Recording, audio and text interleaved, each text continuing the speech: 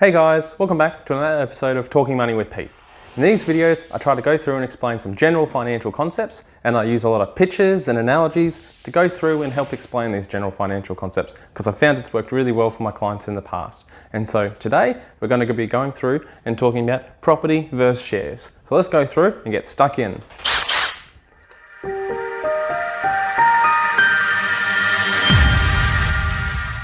Hey guys, today we're going to be talking about property versus shares, and in my analogy of drills versus hammers. A lot of people will be trying to tell you which one's the best and why, and a little bit of a spoiler alert, there's no one best asset class, otherwise everyone would have it. And so they just both have their own pros and cons. And so when I give this analogy to a lot of my clients, I'm generally saying if we've got what's the best tool? And there's no one best tool, it depends what you're trying to do with it. If you're trying to put in a nail, then a hammer's generally going to be the best. If you're trying to put in a screw, then a drill's going to be the best. And I've had a few clients, or one client in particular, told me they could hammer in the screw, but then they wouldn't be able to get it out so easy. So they kind of put a hole in that one. There's pros and cons to both of them, so it's really about picking the best tool for the job. And so everyone's job's going to be different, but today I was going to go through and talk about some of the pros and cons of shares, some of the pros and cons of property, and what to look for when you're talking to people. And the answer for me, a lot of the time, is a little bit of both. I'm a big fan of diversification, and so I like having a foot in both camps. If we go through, and it's good to have a little bit of shares, and it's good to have a little bit of property. And sometimes it takes people a little while to build up to that. But if we go through and we get started in shares, and we have a bit of a talk about that, put these down. All right, so we have a little bit of a look at the growth story of shares. If in this chart, this is time, this is money, so over a long period of time. So as property goes up and down, shares go up and down, they're a lot more volatile, a lot of people agree. And over a long enough period of time, generally they got to go up. It's not the case with all shares. I'm sure there's always people that can go through and find some cases of that. But some people don't like the volatility of shares. But there's a few pros to shares in terms of they're a lot more liquid. And what I mean by that is you don't just, with a property, you can't just sell off a bedroom of it. You've got to sell the whole thing. And so with shares, you go through and you don't have to sell all of the shares. You can just sell little bits of shares. So you can sell off half of them or a third of them or just a couple. They're a lot more flexible in that regard, and we can add to them and we can take away from them. Sometimes, I know it doesn't always go up, it can sometimes go down as well.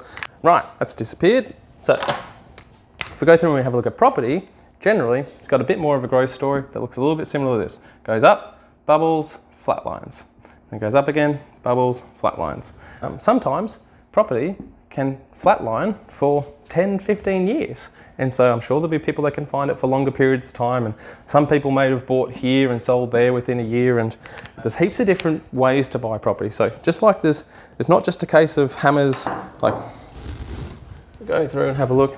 There's heaps of different kinds of hammers, and sometimes a mallet's more appropriate and all those sorts of things. And with drills, there's heaps of different types of drills. So there's residential, commercial, and all sorts of different types. When we go through and look at property, sometimes it goes up, it bubbles, and then it can be flatlined for a long time. Now, it's got a lot of, we generally view property as a bit of a long-term investment. I know some people like to flip them as a good rule of thumb because they're so expensive to buy and sell. And so you've got stamp duty on the way in, you've got real estate agents on the way out, and you've got banks and solicitors that get you both ends.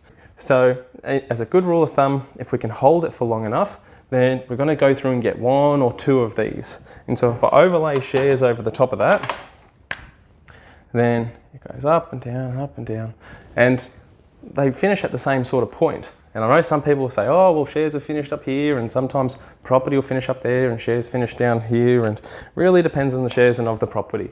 But I guess the point I'm trying to make is when we look at them both, they just have their own pros and cons to each of them. And so it's good to know who you're talking to when you're getting advice around these. And so I give the analogy, if you're going to go to the ice cream store, you're probably going to walk away and you're probably going to buy ice cream. If you go to a shoe shop, you're probably going to buy shoes. And so both of these different asset classes have different licenses attached to them. So if you're talking about shares, you're generally going to be talking to a financial advisor or someone like that because they're licensed in securitized investments, which is shares and insurance, which is why lots of people say financial advisors are just trying to sell me shares or insurance. And if you go to a real estate agent, they're going to try and tell you all the reasons why property is better because they can only sell you property. And so everyone's going to talk to you about what they can sell you. And so that's why it's really good to talk to someone that doesn't have that vested interest. It's just a case of mathematically, what's the best for you? What should you be doing? And that's going to be different. So to sum up, you should probably have a little bit of each and talk to somebody about what's the right weighting for you on both of them. And it may be a case of you've got some shares now and you can get into some property later. We get a lot of people that come to us and go, oh, I wish I went and bought property 20 years ago, or I wish I went and bought shares. If I put $100 into super for the last 20 years, I'd be laughing now. And that really comes back to that wedge picture, which we drew in the first episode. And so it really comes down to just getting started and having a little bit in both camps, because there's no one best one. It's which is right for you and how do you get a mix that's right for you. Hey guys, hope you found that video really interesting, and hope the analogies make sense and the pictures make sense to you too. If you've got any topics that you particularly want us to cover, feel free to leave a comment in the section below.